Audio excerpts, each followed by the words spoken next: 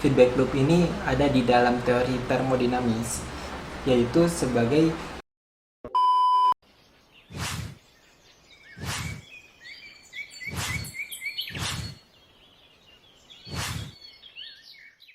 feedback loop ini ada di dalam teori termodinamis, yaitu sebagai sesuatu yang nggak diciptakan dan juga tidak dimusnahkan. Jadi dalam tubuh kita, energi ini bisa berubah. Misalnya ketika dia melihat sesuatu kemudian menjadi kaget, nah itu merupakan sebuah perubahan dari suatu energi. Jadi yang dilihatnya udah hilang tapi kagetnya masih ada. Nah, itulah contoh perubahan energi. Dia tidak hilang tapi berubah.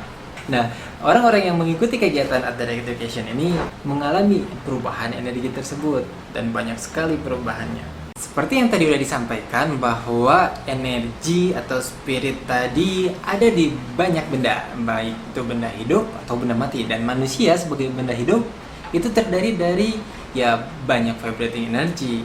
Dan di sini Cooper tahun 97, Neta tahun 2001 dan Carroll tahun 2001 juga mengatakan bahwa energi adalah energy in motion atau E/motion atau bisa disebut emotion. Dan Cooper menambahkan bahwa emotion atau energi motion ini dapat dilihat atau dapat diukur karena si emosi ini memancarkan gelombang frekuensi.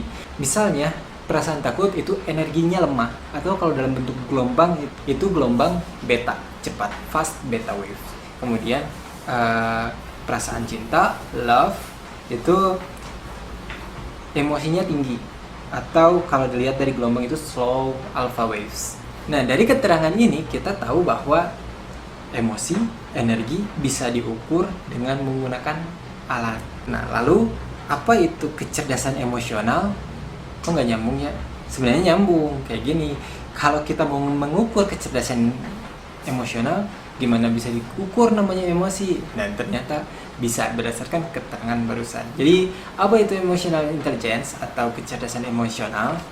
Nah, di sini ada keterangan dari Salovey and Meyer tahun 90 dan tambahannya dari Goleman tahun 95 bahwa kecerdasan adalah ability, capacity, skill, self-perceived grand ability to identify, assess, manage.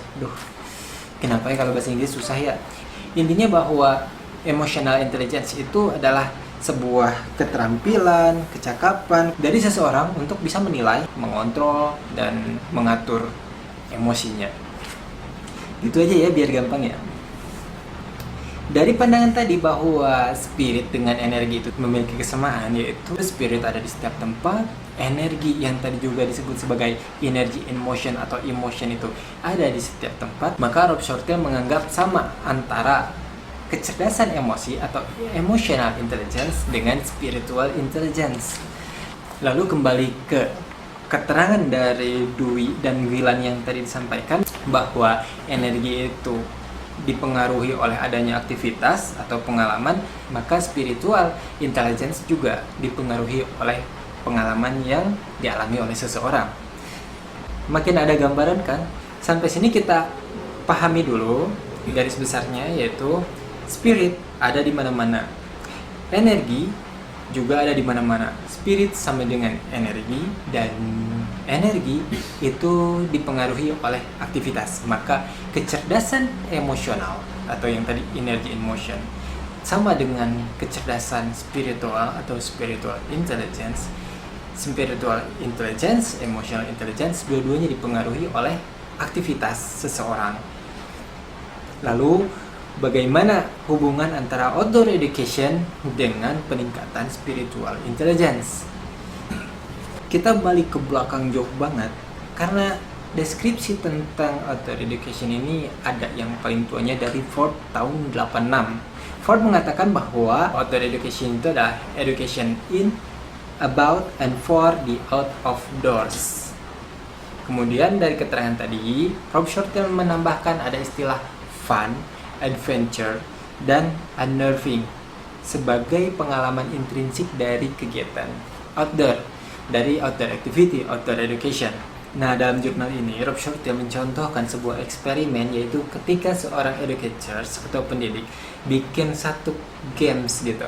Ya, diundi sekelompok peserta, yang akhirnya dari undian itu kelompok tadi dibagi jadi beberapa kelompok kecil. Setiap kelompok kecil itu melakukan kegiatan yang berbeda. Jadi pengalaman yang didapat oleh setiap orang pasti berbeda. Tugasnya sama, untuk menggali di satu titik, tapi titiknya itu yang beda.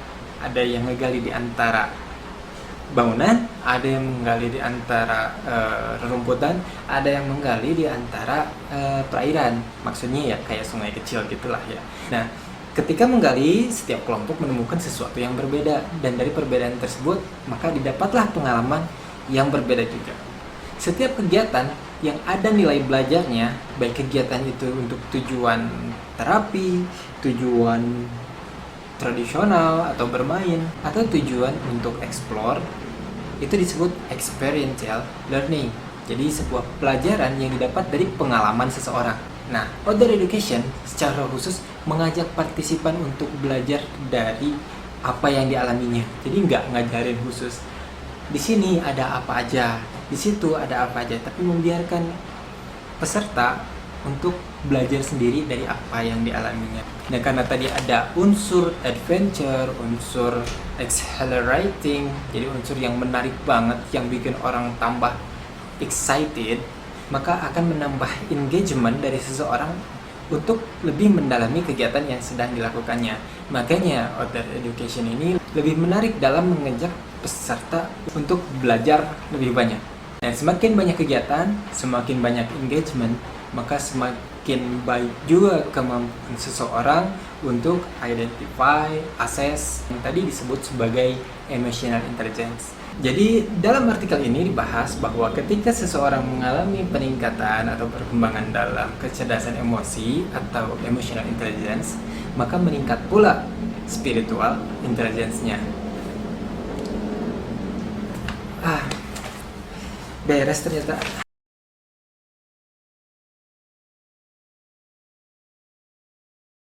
Sebagai kesimpulan penutup, saya kasih lagi poin-poinnya. Yang pertama, apa itu spirit? Yaitu sebuah getaran atomis atau vibration atomic. Yang kedua, apa itu energi? Energi di sini intinya adalah omnipotent, omnipresent, ada di mana-mana dan punya kekuatan untuk menyebabkan sesuatu. Kemudian yang ketiga, baik dalam benda hidup ataupun benda mati, ada spirit, ada energi. Dan manusia sebagai makhluk hidup punya energi, yang kemudian energi ini diartikan sebagai energy in motion atau emotion. Selanjutnya, keterampilan, kapasitas seseorang dalam menilai atau mengendalikan emosi itu disebut kecerdasan emosional. Dan karena emosi sama dengan spirit, maka kecerdasan emosional sama dengan kecerdasan spiritual. Poin keempat, dalam setiap kegiatan akan ada energi yang terpengaruh, maka setiap kegiatan pasti ada pengaruh terhadap kecerdasan emosi seseorang atau kecerdasan spiritual seseorang.